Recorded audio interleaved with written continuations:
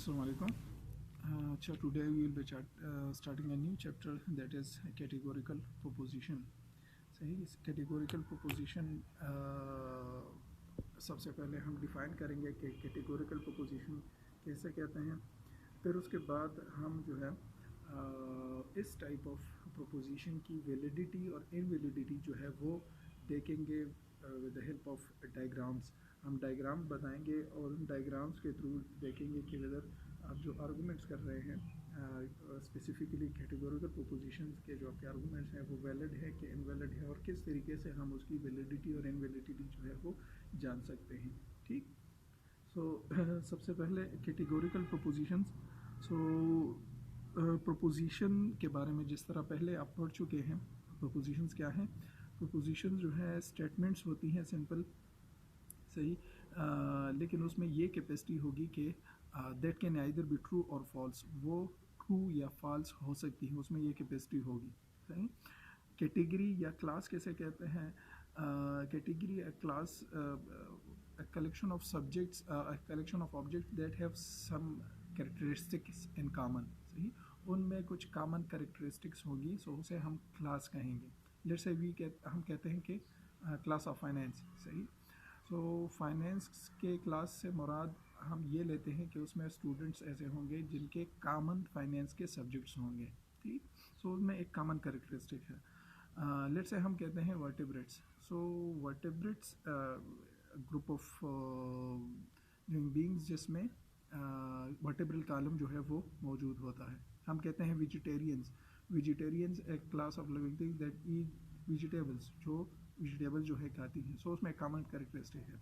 So a group of people, a group of objects that have some characteristics in common, उसे हम categories कहते हैं। ठीक, सो categorical proposition क्या होगा फिर। Categorical proposition is a proposition that relates two categories और क्लासेस। एक ऐसा स्टेटमेंट, एक ऐसा क्लेम जो दो क्लासेस या दो कैटेगरीज के दरमियान रिलेशनशिप बनाता हो, उसे हम कैटेगोरिकल प्रोपोजिशन कहते हैं। ठीक, अच्छा, अब कैटेगोरिकल प्रोपोजिशन में जो प्रोपोजिशंस हम देते हैं वेदर वो प्रोपोजिशन प्रेमिस का हो या कंक्लूजन का हो। ठीक, कंक्लूजन में भी क्लेम होता है, प्रेमिस में भी क्लेम होता है।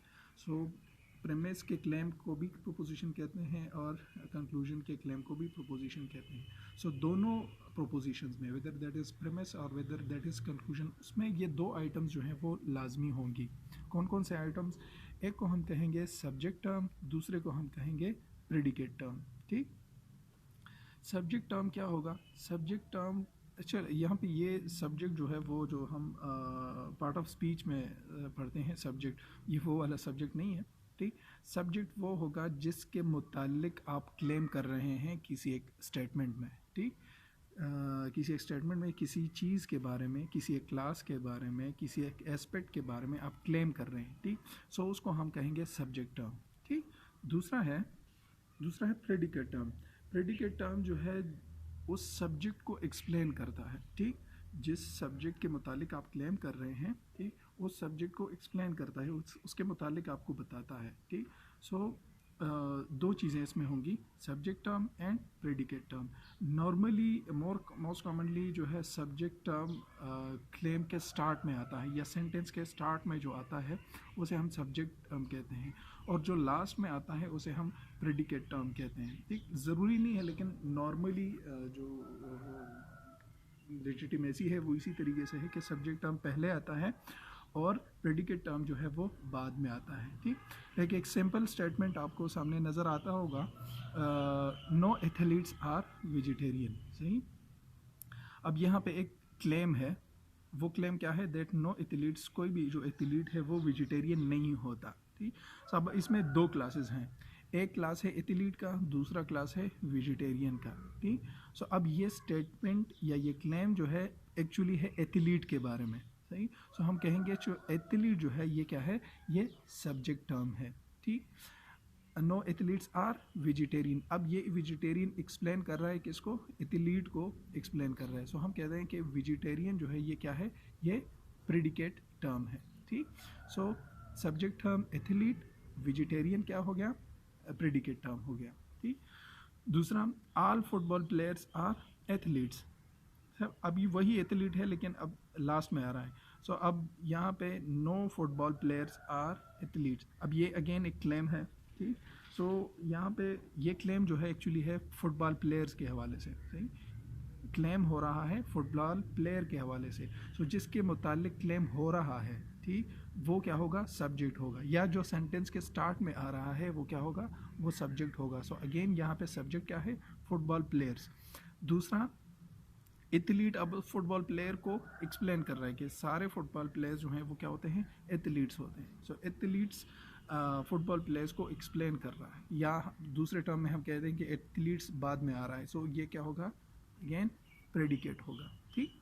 तीसरा जो स्टेटमेंट है जो कि एक्चुअली कंक्लूजन है, therefore no football players are vegetarian. So again इसमें दो कैटेगरीज हैं या दो क्लासेस हैं, ठीक। अब ये सेंटेंस है किस क्लास के बारे में, अगेन ये सेंटेंस है फुटबॉल प्लेयर के हवाले से, ठीक। No football players are vegetarian. So claim हम कर रहे हैं फुटबॉल प्लेयर के हवाले से। सो अगेन ये फुटबॉल प्लेयर वाला क्लास जो है ये क्या होगा, ये सब्जेक्ट क्लास होगा, ठीक। और जो उसको एक्सप्लेन कर रहा है, ठीक, या जो बाद में आ रहा है उसको हम कहेंगे प्रेडिकेट टर्म। सो ये क्या होगा, प्रेडिकेट टर्म हो जाएगा, ठीक। अच्छा, सो ये एग्जांपल जो है एक्चुअली ये कैटेगोरिकल प्रोपोजिशन का एक एग्जांपल है। अब इसमें हम क्या कर रहे हैं कि हम मुख्तलिफ कैटेगरीज के दरमियान रिलेशनशिप बना रहे हैं, ठीक।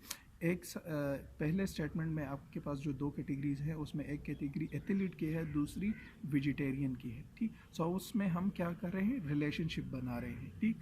वो रिलेशनशिप डिनाइल की भी हो सकती है, वो एफर्मेशन की भी हो सकती है, ठीक। इस तरह दूसरे प्रेमिस में भी हम दो कैटेगरीज के दरमियान रिलेशनशिप बना रहे हैं, that all football players are athletes. Again दो जो हैं कैटेगरीज हैं, सही, उनके दरमियान हम रिलेशनशिप बना रहे हैं, ठीक। सो कैटेगोरिकल प्रोपोजिशंस क्या होगी, categorical proposition of this kind can be analysed as being about classes affirming or denying that a class S, सही, that a class S is included or excluded in or from class P, that is the predicate class, either in whole or in parts, सही।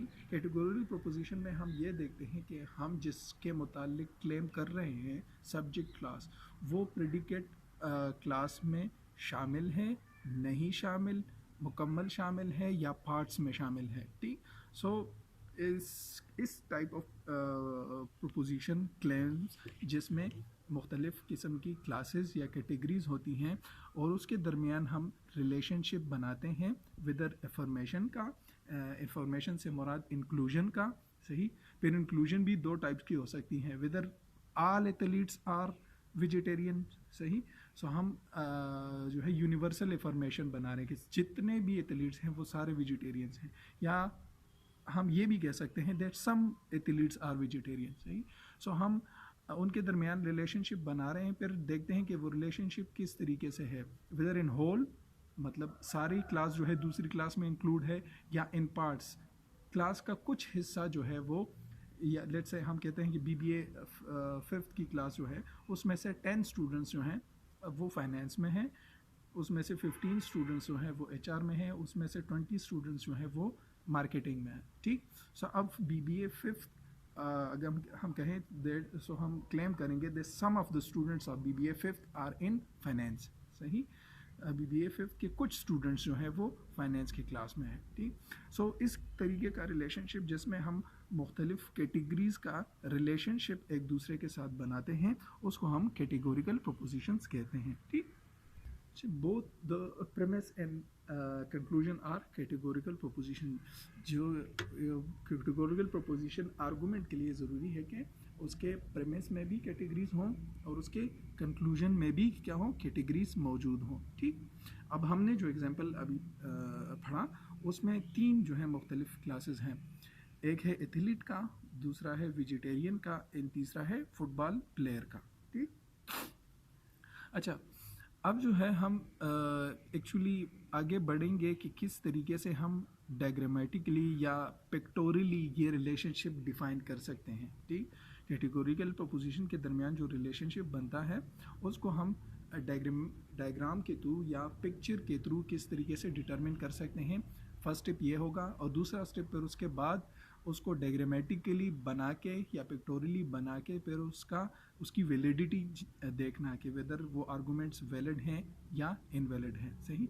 सो diagrammatically बनाने के लिए सबसे पहले हमने क्या करना होता है कि उसके स्टैंडर्ड फॉर्म्स जो हैं वो देखने होते हैं, स्टैंडर्डाइज करना होता है। ठीक। So standard form of categorical proposition, possible relationship आप कह सकते हैं कि वो क्या हो सकती हैं। 4 पॉसिबल रिलेशनशिप हो सकती हैं। सही। कैटेगोरिकल प्रोपोजिशन के 4 पॉसिबल रिलेशनशिप हो सकती हैं।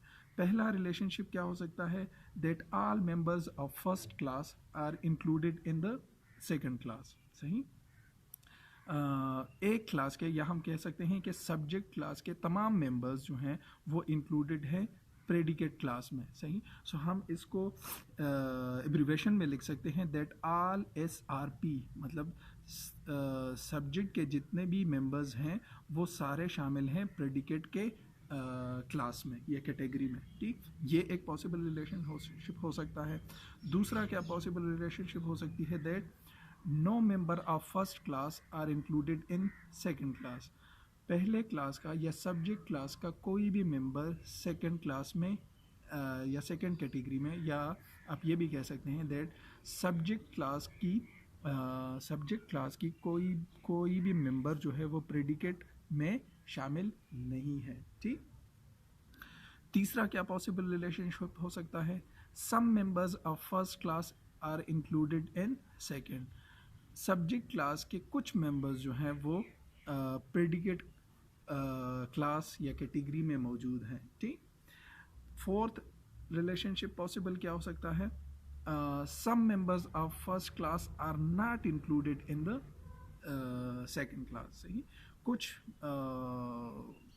बंदे या कुछ मेंबर्स जो हैं फर्स्ट क्लास के सब्जेक्ट क्लास के वो प्रेडिकेट क्लास में शामिल नहीं हैं। ठीक। इसको हम दूसरे तरीके से भी देख सकते हैं, that all members of first class are included in the second class. मतलब क्लास कोई भी हो सकता है, कैटेगरी कोई भी हो सकती है। हम कह सकते हैं that all students of BBA fifth are students of BBA fifth are included in finance group. सही। सो अब इसमें 2 कैटेगरीज हैं, एक BBA फिफ्थ की क्लास, दूसरी है फाइनेंस ग्रुप। सही। सो BBA फिफ्थ के जितने भी स्टूडेंट्स हैं वो फाइनेंस में इनरोल्ड है। सही। सो अब दोनों क्लास में इंक्लूजन, या हम कह सकते हैं यूनिवर्सल एफर्मेटिव रिलेशनशिप है। सो हम कह सकते हैं that all SRP, BBA fifth के तमाम स्टूडेंट जो हैं वो फाइनेंस में इनरोल्ड है। ठीक। No member of first class are included in second class. हम ये कह सकते हैं that no member of BBA fifth are enrolled in marketing, suppose. सही। मार्केटिंग वाले बंदे जो हैं वो दिल पे ना लें। सो अब BBA फिफ्थ एक कैटेगरी है, दूसरी है मार्केटिंग की। सो अब BBA फिफ्थ का रिलेशनशिप कोई भी नहीं है किसके साथ, मार्केटिंग के साथ। सही। सो ये भी एक पॉसिबल रिलेशनशिप हो सकता है, और हम ये कह सकते हैं दैट नो SRP। ठीक।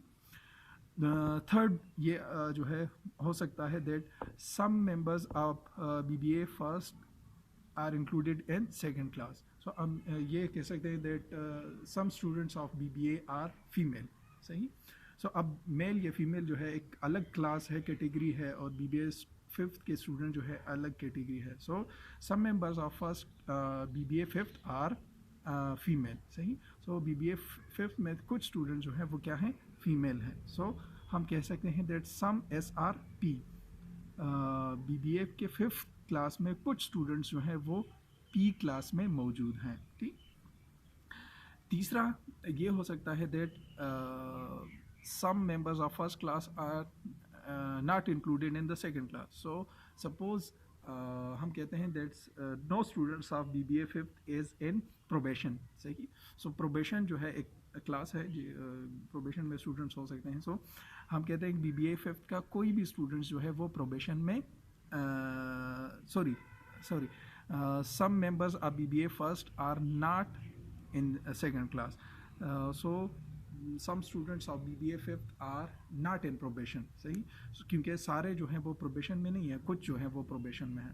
सो हम कह सकते हैं that some S are not P. So BBA 5th में कुछ स्टूडेंट्स जो है वो P जो क्लास है, जो प्रोबेशन वाला क्लास है, उसमें कुछ जो है वो इंक्लूड नहीं है। ठीक। सो इसमें जो है जो स्टैंडर्ड फॉर्म है जो अभी हमने पढ़ा, इसमें 3 जो है मेजर कंपोनेंट्स हैं, सॉरी 3 नहीं 4।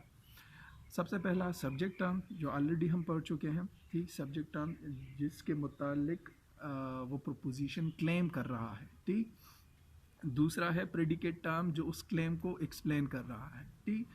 तीसरा जो पार्ट है इसका वो है क्वांटिफायर। सही, क्वांटिफायर से मुराद के उसको क्वांटिफाई करता है कि एक कैटेगरी की दूसरी कैटेगरी का रिलेशनशिप जो है उसकी क्वांटिटी क्या है। सही।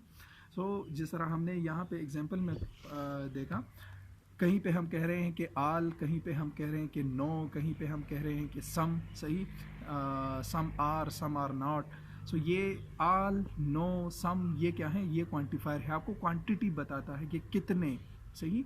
सो क्वांटिफायर जो है ये all, no, some are and some are not, ये क्या है, ये क्वांटिफायर है। सही। लेकिन क्वांटिफायर जो हैं 2 किस्म के हो सकते हैं। एक हो सकता है यूनिवर्सल, दूसरा हो सकता है पार्टिकुलर।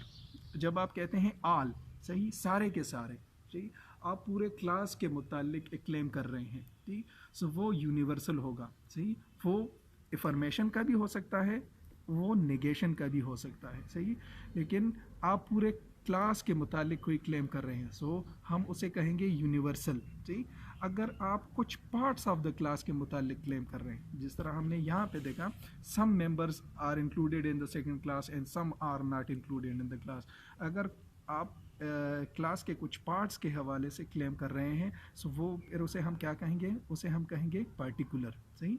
सो क्वांटिफायर यूनिवर्सल भी हो सकता है, पार्टिकुलर भी हो सकता है। यूनिवर्सल अगर आप सारे क्लास के मुतालिक क्लेम कर रहे हैं, पार्टिकुलर अगर आप उसके कुछ पार्ट्स के हवाले से क्लेम कर रहे हैं। ठीक।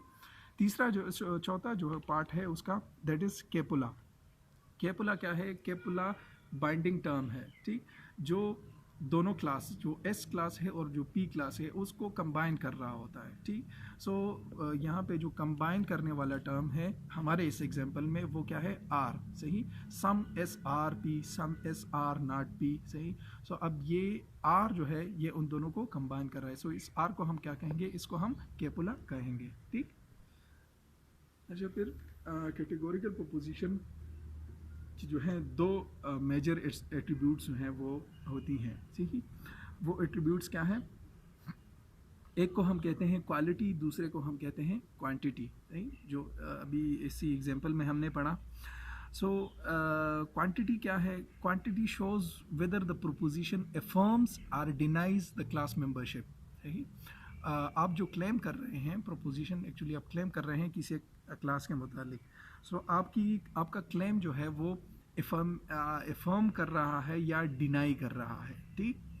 सो अगर आप अफर्म कर रहे हैं या डिनाई कर रहे हैं, सो एक्चुअली आप क्वालिटी के मुतालिक बात कर रहे हैं। ठीक। क्वांटिटी क्या है, quantity shows whether the proposition make claim about every member of the class और सम मेंबर ऑफ द क्लास। सही, आप जो क्लेम कर रहे हैं वो सारे मेंबर्स के मुतालिक कर रहे हैं या कुछ मेंबर्स के मुतालिक कर रहे हैं। सही। सो इसमें 2 चीज़ें हो गई, एक हो गया अफर्मेशन और डिनाइल, दूसरा है नंबर। सही, make claim about every member और सम मेंबर ऑफ द क्लास। सही। सो अगर आप अफर्मेशन या डिनाई के मुतालिक बात कर रहे हैं, सो इट मीन्स कि आप क्वालिटी डिफाइन कर रहे हैं। ठीक।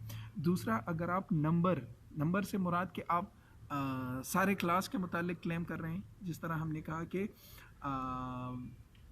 All students of BBA 5th are enrolled for finance. सही। सो अब हम सारे क्लास के मुतालिक बात करें, सो ये सारे क्लास का से मुराद हमारा क्या है, ये क्वांटिटी शो कर रहा है। ठीक। और दूसरा, हम क्वालिटी भी डिफाइन कर रहे हैं। क्वालिटी क्या, हम अफर्म कर रहे हैं कि हाँ सारे स्टूडेंट्स जो हैं BBA 5th के वो फाइनेंस में इनरोल्ड है। सही। सो अगर आप अफर्म या डिनाई कर रहे हैं, ये क्वालिटी शो करेगा। और जब आप नंबर्स बता रहे होते हैं विदर सारे क्लास के मुतालिक और some members of the class, ये क्वांटिटी शो करेगा। सही। सो अगर हम इसको समराइज़ करें, सो इस तरीके से ये समराइज़ हो सकता है दैट जब हम कहते हैं ऑल SRP मतलब एक क्लास के मेंबर्स जो हैं, सारे मेंबर्स वो दूसरे क्लास में मौजूद हैं, सही। सो हम यूनिवर्सल एफर्मेटिव क्लेम कर रहे हैं, ठीक। इसे हम क्या कहेंगे, ऑल SRP को हम यूनिवर्सल एफर्मेटिव कहेंगे, और इसको हम लॉजिक में ये डिनोट होता है बाय द लेटर A, सही। लेटर A से ये डिनोट होता है, ठीक। अगर हम इफॉर्मेशन कर रहे हैं लेकिन सारे क्लास के मुतालिक नहीं कर रहे, some members of the class के मुतालिक कर रहे हैं, that some members of BBA 5th are female, सही। कुछ जो BBA 5th के स्टूडेंट्स हैं वो फीमेल हैं। सो अगेन हम इफॉर्मेशन कर रहे हैं, ठीक। अगेन हम इफॉर्मेशन कर रहे हैं लेकिन some members of the class of BBA 5th, सही। सो सम SRP, सही। सो सम SRP को हम डिनोट करते हैं बाय द लेटर I, सही। सो ये दोनों क्या हो गई, सम SRP और ऑल SRP, ये क्या हो गया, ये इफॉर्मेशन हो गया, ठीक। दूसरा निगेशन भी हो सकता है, that universal negative no SRP, सही। कोई भी S क्लास जो है वो P क्लास में इंक्लूड नहीं है, सही। सो जिस तरह हमने कहा कि no students of BBA 5th is enrolled in marketing, सही। सो हम निगेशन कर रहे हैं, ठीक। और क्या कर रहे हैं, यूनिवर्सल निगेशन कर रहे हैं कि कोई भी स्टूडेंट, सही, सारे क्लास के मुतालिक हम कह रहे हैं, पूरे BBA 5th के हवाले से बात कर रहे हैं, ठीक। सो नो SRP, सो जो नो SRP होगा इसको हम डिनोट करेंगे बाय द लेटर E, ठीक।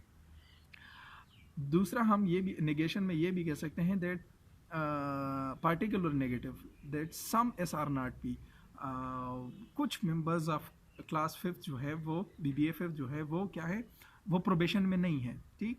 सो हम क्या कर रहे हैं, कुछ स्टूडेंट्स को उस क्लास से एक्सक्लूड कर रहे हैं, ठीक।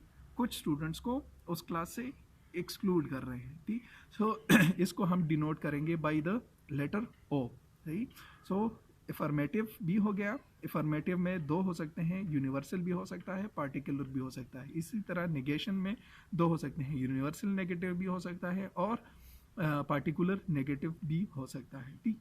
यहाँ पे एक बात नोट करने की है कि अगर आप जब पार्टिकुलर की बात करते हैं, वेदर इफॉर्मेटिव पार्टिकुलर और वेदर नेगेटिव पार्टिकुलर, सही। सो एक्सक्लूजन के लिए यहाँ पे एक्सक्लूजन है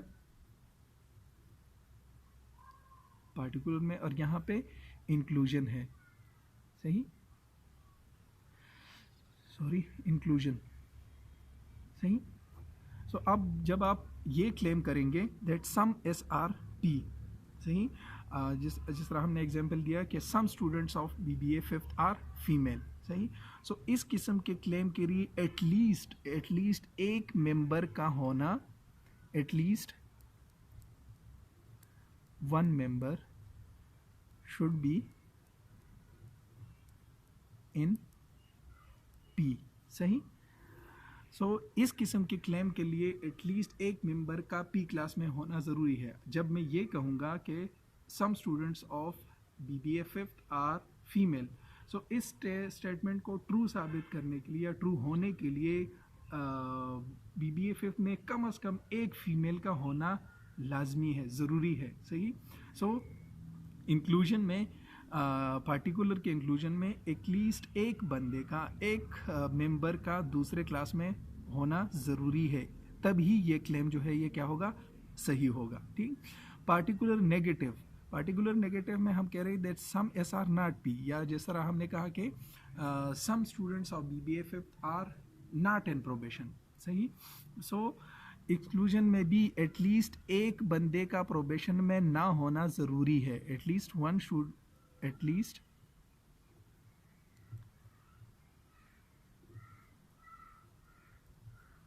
वन स्टूडेंट, जिस तरह हमने स्टूडेंट का एग्जांपल लिया, so one student must be excluded, सही। सो जब मैं ये क्लेम करूँगा कि कुछ स्टूडेंट्स जो है वो प्रोबेशन में नहीं है, सो ये इस क्लेम को सही होने के लिए ज़रूरी ये है कि कम से कम एक स्टूडेंट जो है पूरे क्लास में वो प्रोबेशन में ना हो, ठीक। अच्छा, सो इस डिस्कशन को जो है हम समराइज इस तरीके से कर सकते हैं दैट 4 पॉसिबल रिलेशनशिप हम बना सकते हैं कैटेगोरिकल प्रोपोजिशन में। सही, वो ऑलरेडी हम पढ़ चुके हैं। वो क्या है? All SRP। सही, ये पॉसिबल रिलेशनशिप हो सकता है। इस किस्म के रिलेशनशिप को हम डिनोट किस तरीके से करेंगे? अच्छा, ये डिनोशन हम कर क्यों रहे हैं? एक्चुअली आगे फिर हम बनाएंगे डायग्राम्स, सिंबल्स और डायग्राम्स बनाएंगे। सो वहाँ पे हम पूरे स्टेटमेंट्स नहीं लिख सकते। सो पूरे स्टेटमेंट्स ना लिखने की बजाय हम क्या करते हैं? सिंबल्स लिखते हैं। ठीक। सो अगर इस किस्म का स्टेटमेंट हो दैट ऑल SRP, सही, उसको हम लेटर ए से डिनोट करेंगे। और ऑल SRP एक्चुअली क्या है? यूनिवर्सल स्टेटमेंट है। और कौन सा क्वालिटी उसकी क्या है? अफर्मेटिव है। ठीक। नो SRP, कोई भी S क्लास का मेंबर जो है वो P में शामिल नहीं है, इसको हम E से डिनोट कर सकते हैं। अगेन ये यूनिवर्सल है लेकिन क्या है? नेगेटिव है। ठीक। सम SRP, कुछ S क्लास के मेंबर जो है वो P में इंक्लूड है, इसको हम I से डिनोट कर सकते हैं। और क्वांटिटीज़ की क्या है? पार्टिकुलर है। और क्वालिटी क्या है? अफर्मेटिव है, क्योंकि शामिल होना, इंक्लूजन की, जब भी हम इंक्लूजन की बात करेंगे सो वो अफर्मेटिव होगा, और जब भी हम एक्सक्लूजन की बात करेंगे वो क्या होगा? वो निगेशन होगा।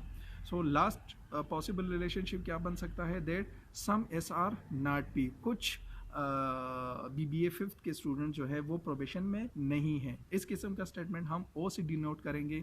अगेन ये क्या है? पार्टिकुलर स्टेटमेंट है, यूनिवर्सल नहीं है, क्योंकि हम कुछ के मुतालिक बात कर रहे हैं, सारे के मुतालिक बात नहीं कर रहे हैं। और अगेन ये एक्सक्लूजन की बात हो रही है, सो ये क्या है? नेगेटिव उसकी क्वालिटी है। ठीक।